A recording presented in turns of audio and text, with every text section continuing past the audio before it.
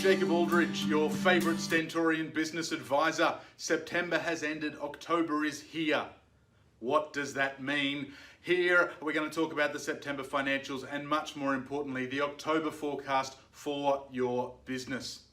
As always, these are the four indicators that we look at this month. Not a lot of movement or anything exciting in these numbers, and as a result, we're going to keep the economic update fairly punchy. I'm going to give an opportunity to dive a little bit deeper into a topic I think you're definitely going to want to stick around for.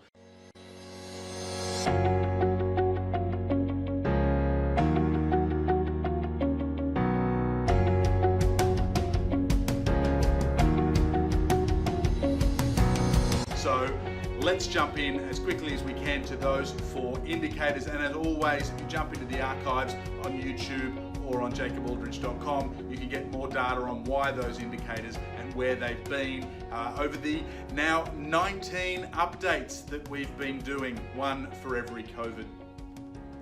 First off, let's have a look at active coronavirus cases. And really, this is a tale of two countries, but since we put this data together at the end of September, we've had news of Donald Trump's positive diagnosis that really means that, what's the numbers there? 7 million active COVID-19 cases worldwide. There's only one that everybody's really talking about. If that allows us to shine a light on this disease and to possibly deal with it sooner, deal with it faster, then that's got to be a positive thing. Of course, much love and wishes to everybody who is suffering from this disease, either actively or having overcome it, some of the lingering side effects. So a tale of two countries, you can see them there in the green and the red, the UK and Australia. Australia, massive decrease in active cases for the month. You can see down below there the deaths from September. So total deaths in Australia, end of August versus end of September, a number was up by 52%. Huge jump, which is the lag effect of that huge jump in active cases we talked about last month in this video.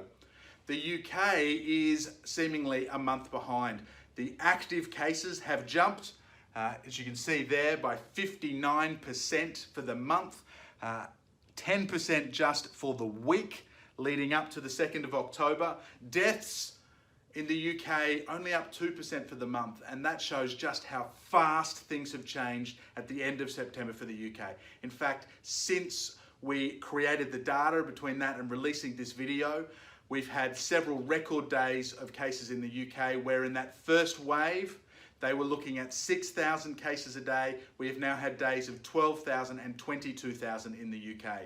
So the tale of two countries, you can see on the left, Australia, second wave, very, very clearly under control. Seemingly one escaped virus from a Melbourne lockdown facility led to a giant spike. That second wave, very harsh lockdown measures have got that under control, versus the UK, which you'll know if you've been tracking the active cases, never quite got the active cases under control and now has had the second wave. Here's the really scary thing. The UK, the US, the Northern Hemisphere now heading into winter.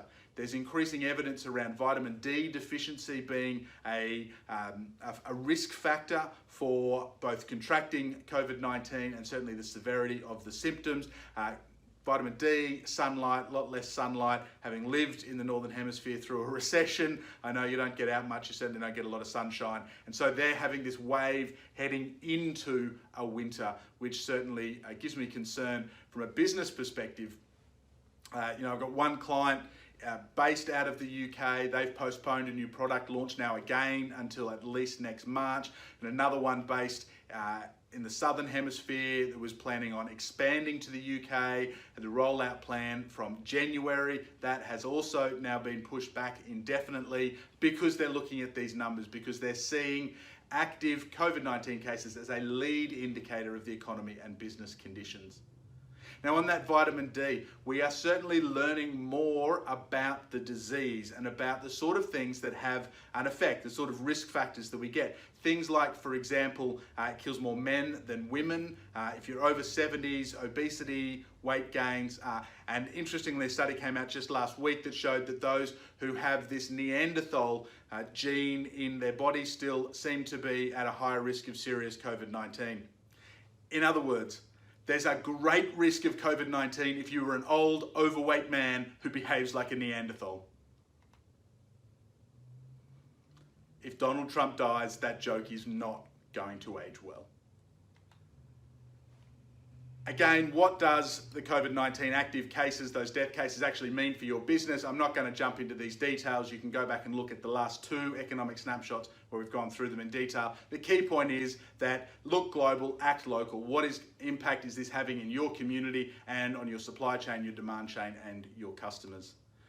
The second bit of data that we look at every economic snapshot, which we are now doing monthly to give you more signal, less noise, is what the share markets are doing.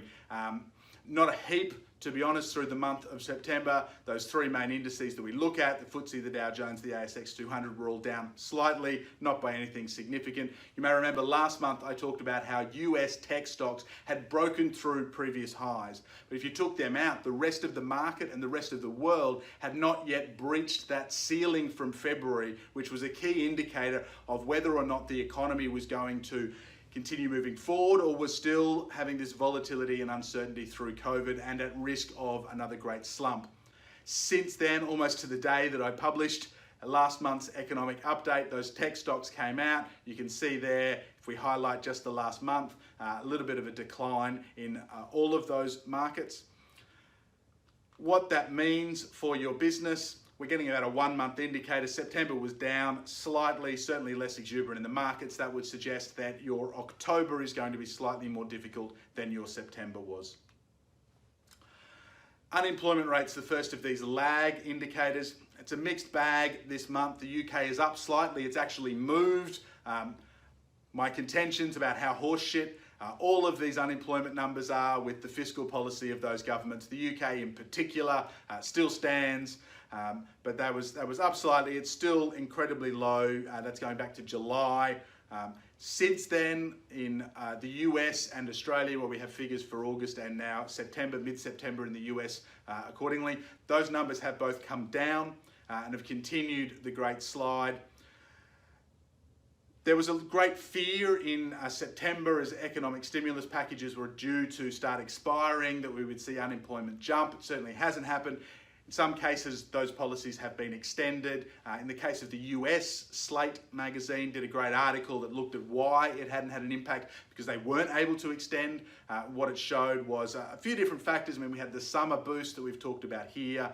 We had the fact that the system over there is so slow. Some of the unemployment checks are still 3-4 months later, still getting mailed out.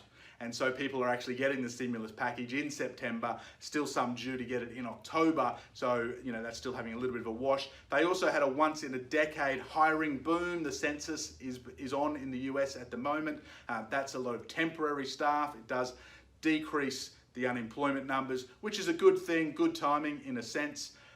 But it does mean that there's some of that data that's a little bit soft as the economy moves forward and certainly beyond the election there. No new GDP growth numbers.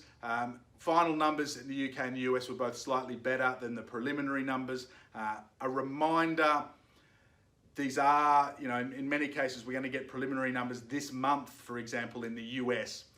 The stock market is not the economy. GDP growth is not total GDP. We are in the middle of an uplift in this quarter. It's going to be the end of the recession. You will see those headlines when the data is released. 29th of October, 11th of November, 2nd of December in Australia, where we just wait till we've got it right and put it out. That doesn't necessarily mean anything specific for your business. It certainly doesn't mean that the lingering effects of the recession are completely over, or even that each quarter is now going to go back to growth. If you think of COVID-19, it's a disease, it kills many, it can leave lingering long-term effects on many, many others who have recovered. And the same is true of the coronavirus recession. If your business is still here today, fantastic. Congratulations. You have faced a pretty hefty punch in the face, but the boxing match still continues. You are not yet out of the ring, out of the woods, insert your metaphor, to go dancing in dandelions. There's still more to come. And given we don't really have anything more in the economic snapshot, that's where I want to take you. Where is your business now that we are at this point, a little over 6 months since the coronavirus recession really bit. In March of this year, it really started in many Western economies. 6 months on, the end of September, how is your business going? You may recall, again, we've talked about this in many of the earlier videos, the economic cycle, that this is just a cycle, that there are periods of great growth, euphoria, everyone feels fantastic, and that's actually the point of greatest risk. That's what I was warning people in my videos 2018, 2019, that's where we were coming up to. COVID-19 or not, we were heading for a recession, and we're certainly in the emotional downturn. You know, some of those fear, the desperation, the panic that's kicking in. How are you feeling? How are your team feeling? How are your competitors feeling? Your clients, your suppliers? Having connection with both your emotions and those of the people around you in the business community is a great way of knowing what's coming next. It's a great lead indicator because the decisions and the communication that's done in the present moment comes from those feelings in many cases and will impact what happens next. We overlaid onto that cycle then the 4 phases of a recession for your business. That first 3-ish month period where you really have to respond, catch your breath, which for the most part we have now all made it through. The second part, which is planning for the future. What does your business look like post-recession, post-COVID-19? I know for many businesses, we saw the second wave, for example, in Australia, particularly in Victoria, you've had to kind of go back and respond to some of that. This isn't a perfect linear system, but the underlying thing is we're now shifting. We know more, we need to plan for the future. We don't want to get ahead of ourselves, we want to be planned so we're ready at that bottom, point of maximum financial opportunity we can execute, and then get all of that uplift in our business, all of that profit which is to come. I've talked about 3 ways that many businesses are facing any recession, and the COVID coronavirus recession in particular. There are many that will already have dived, either because they were significantly impacted by lockdown or because while we all ended up in the same stormy seas, they showed up in a leaky canoe. They were already an at-risk business and this is what tipped them over the edge. Those that maybe fought hard or were fortunate, managed to not dive, they managed to survive. And the businesses that survive are just going to kind of follow the economic cycle up and down. The third option is the ones that thrive, not necessarily because they're counter-cyclical, because they have the systems, processes, mindset in place, that they can respond quickly. They still have that dip, as you can see in that diagram. They don't perfectly keep growing in the face of something as severe as a global pandemic, but they have the systems and business models in place to thrive regardless. And so the question I have been asking, which of these are you experiencing? Which of these do you want to choose? Dive, survive, or thrive? And I want to just use some slightly different language because for the last 12 months and particularly the last 6 months as the coronavirus recession has been impacting my one-on-one advisory clients, I've been road testing a new approach, the recessionary approach that I've been preparing for a little while that looks at this same concept. I use some slightly different language. Some of you who are fans of Nassim Nicholas Taleb will recognize some of the language. I want you to think about those businesses that are fragile, those businesses that are robust, and then this third category of businesses that are anti-fragile. Now, that's a fairly big concept that you don't really want some muppet in a suit explaining to you. So to explain fragile, robust, anti-fragile and help you understand how that could apply to your business, I'm going to throw it over to my 3 friends, Jacob, and Jacob.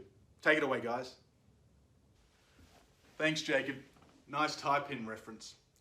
So what do we mean by fragile? I mean, it's 2020. I think by this point we all have a pretty good gut feel for what being fragile looks and feels like. But if we want to understand the alternatives and particularly what anti-fragile means, we need a bit of a definition of fragility. This is particularly important because many systems, many individuals, many businesses that are fragile don't necessarily look at it from the outside. It's only when you interrogate the business model that you realize. So Taleb gives us a definition. Something is fragile when it has more to lose than it has to gain. A simple example might be a teacup. Now, a teacup can do its job for centuries, but a little bit of volatility in the wrong place, the teacup is smashed and it will never be put back together as good as it was when it was new. The same is true of many businesses. They might be going along for years, decades, with an exposure to weakness that just hasn't been hit in exactly the right point. They can be fragile, and the way we know that is when we look at the business model, when we look at the system, we see that those risks are there that could send the business into a tailspin, but there isn't a corresponding opportunity for growth. So what do most business owners do when they feel fragile? Well, they think to themselves, how do I get out of this and into something a bit more robust? So a lot of people think that the opposite of fragility is being robust, is being strong. If something is fragile because it can break from volatility, then surely the opposite must be something that doesn't break from volatility. And as we'll see, that's a limited worldview, which takes away an awful lot of opportunities for you in life and in business. So something might be robust if it doesn't have some of that downside. Instead of being a teacup, it's more of a steel beam. It's not going to have that point of volatility. But if we think about that definition, something is fragile when it has more to lose than it has to gain. Well, something that won't lose but can't really gain either isn't the full story. And that's the problem with being robust.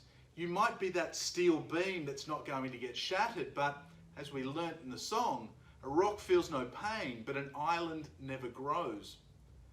If you as a business owner, heck, if you as a human being want to grow and develop, then you need to have some benefit from resistance.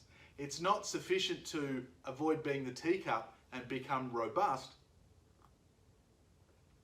No, if you really want to be the opposite to fragile, and if you really want to benefit from the reality of the modern world, you need to be anti-fragile, which is to say, well, I'll let my good-looking friend explain it.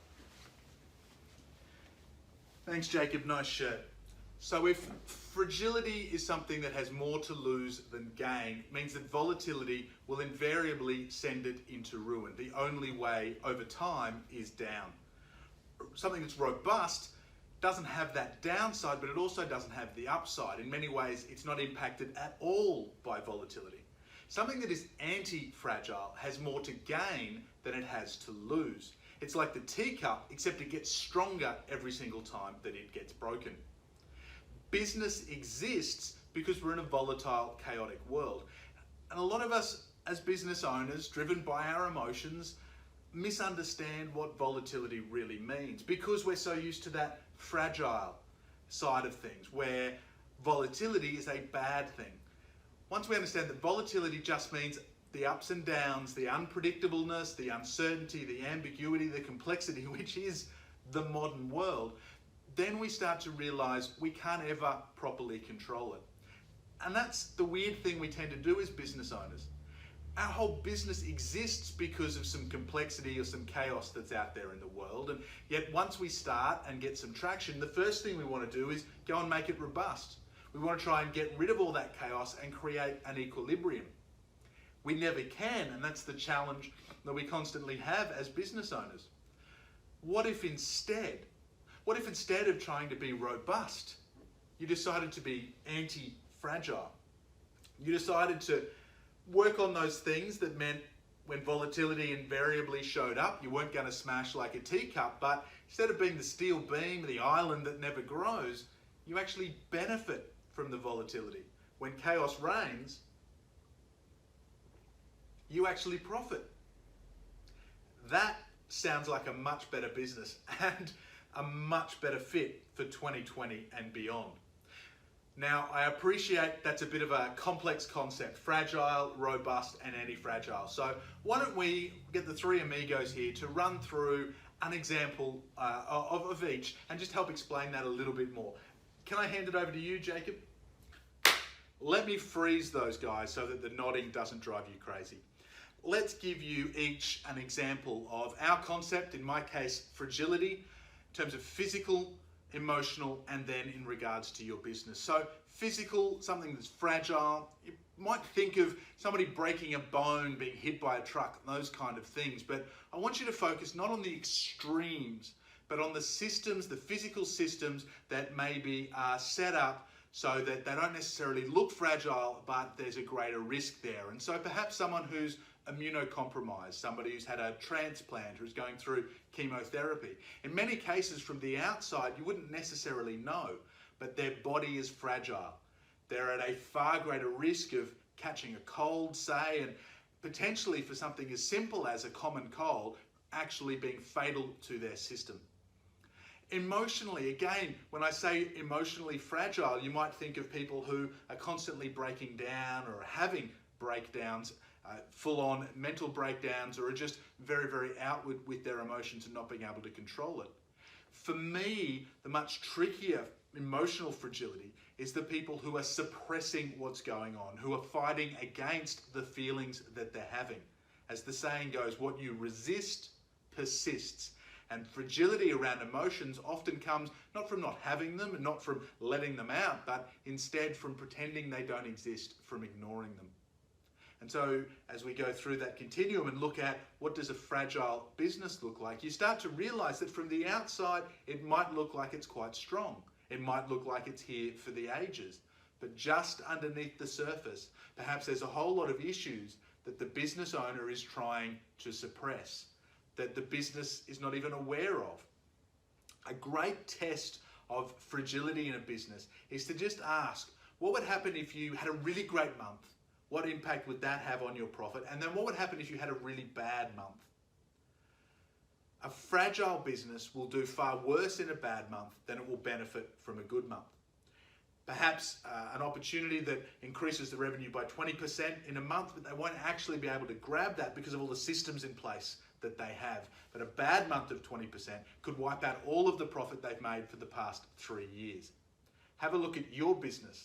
Can you grab opportunity? And with that volatility, if there's a down month, what impact will that have on the viability of your organization? How fragile are you? And if you don't want to be fragile, or if you're not fragile, fantastic. Then maybe you build a business that's robust instead. What's the problem with that? Well, a robust business may not have the risk of the downside, but doesn't necessarily have the upside. Think about it in a physical term. Somebody who is robust physically may not break down, they may not have some of that immunocompromise, for example, but they're not necessarily building with the nutrients, the things that are going to allow them to grow. Again, emotionally, somebody who's robust isn't necessarily in a space where they can connect with their feelings and benefit from them. Learn from gut feel, which drives so many good decisions for business owners, or be able to empathize with others around them. Not to say that being robust is the end of the world. Indeed, for many people, building robust systems in their lives and in their business is critical. You don't want to be in that fragile space, but it's not the end game, and it's not where you really want to be. A business that's robust, when asked that question about a great month and a not so great month, might actually look at all of the systems and processes and realize that, well, we'd be safe from the downside. If we had a really bad month, we've got the systems and processes in place, and we've got the client base to be able to manage that sort of work. We wouldn't go out of business because of 1 or 2 bad months. But those same systems that protect us also restrict our upside. By having, say, commitments to those clients to smooth out revenue, we don't actually have the opportunity to get the growth to grab the new opportunity. And so you can see how something that seems robust has actually got a little bit of risk and fragility attached to it. So what's the real alternative? Okay, the real alternative is building some systems that benefit from the volatility. And really, if we look to nature, we can learn this. If you think about the healthy human body, it actually benefits from some of that stress. Now, yes, nobody wants to get hit by the truck and break all of their bones, but something like weightlifting actually has a positive impact on your body overall. That initial stress, the strain, the pressure on your muscles, your bones, actually leads them to bounce back even stronger. So even though they've had the negative of that stress, they actually get stronger as a result of it. That's the anti-fragility. It's the same in an emotional space. The people who are in tune with their emotions, who are willing to share them, and who recognize that things like being mad, or sad, or scared are a normal part of the human experience. They're not there to be judged. Those are the people who deal better with their emotions and actually find themselves being able to benefit from their emotional state. At the very least, be in touch with their emotional state so that they can talk about them instead of acting through their feelings. And in business, businesses that do those things, that welcome some of the stresses, that take risks on purpose because of the opportunities those can create, who talk openly and vulnerably about their emotions because business is run by people, and put the systems in place to benefit from volatility. So that a month where revenue might be up by 20% could see an enormous upswing in profit, where a down month only has a minor impact. It's not that it has no impact. As the guy in the suit was saying, you're possibly still going to have a dip when a global pandemic kicks in. But that dip is nowhere near the size of the upswing you get. Volatility isn't just getting hit by a truck, it's the normal ups and downs of business life. When you build an anti-fragile business, you benefit from the ups and downs. And ultimately, that's what we want all of you to go through, because the ups and downs are going to continue. It's only those businesses that are anti-fragile that are going to really make the most and thrive through the coronavirus recession and beyond. Thanks, guys. You're welcome. Okay, cool concept, but how do you apply it? Well, the model that I have been applying in some of these clients who are having record months, month after month, even in the middle of a recession, and not because they're counter-cyclical, just because their business model is set up for that anti-fragile approach where they benefit from volatility. And what I'm calling that approach is practical anti-fragility. It's not just a highbrow concept, it's how do you actually take that and apply it within your business. And to help share that, put this date in your diaries, Monday, the 26th of October. And make sure you either like the Don't Waste a Good Recession group on Facebook, or you subscribe on YouTube, or to the email newsletter at jacobaldridge.com. And that will give you the updates, the specific invitations and time to come and join me when I do a live workshop program that week at the end of October on practical anti-fragility for your business. And you'll have to keep up. You'll either have to jump in live when we run each of those 5 one-hour workshops each day, or to jump in and access the recordings while they remain live for a limited period of time. But if you want to know how to shift your business from fragile, not only to robust, but to anti-fragile, as the recession lingers, to be in a position where your business actually benefits from the uncertainty that is a part of the world, then make sure you subscribe, make sure you join me and many other business owners just like you, asking their questions and having us talk about their businesses at the end of the month. Lastly, tell your friends.